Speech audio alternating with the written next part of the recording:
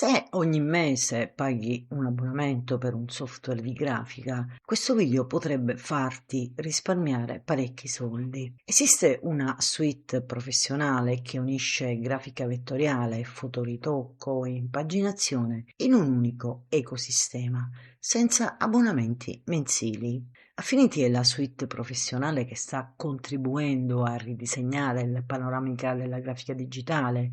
Dopo l'acquisizione da parte di Canva, è disponibile gratuitamente nella sua versione più recente.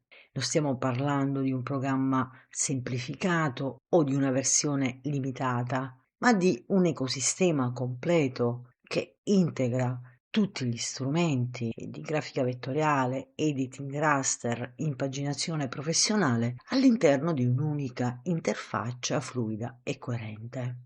Tutto ciò che ti serve per passare dalla prima idea al progetto finito si trova nello stesso ambiente di lavoro.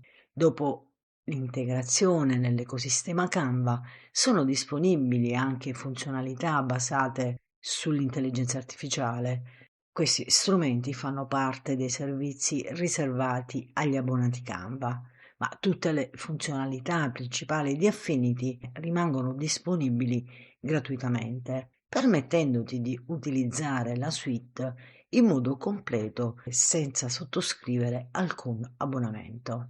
Visto che vale davvero la pena provarlo, vediamo subito come installarlo. Il procedimento è molto semplice. Visita il sito ufficiale di Affinity, scarica la versione compatibile con il tuo dispositivo e completa l'installazione. Attualmente sono disponibili le versioni per Windows e Mac, mentre quella per iPad arriverà prossimamente.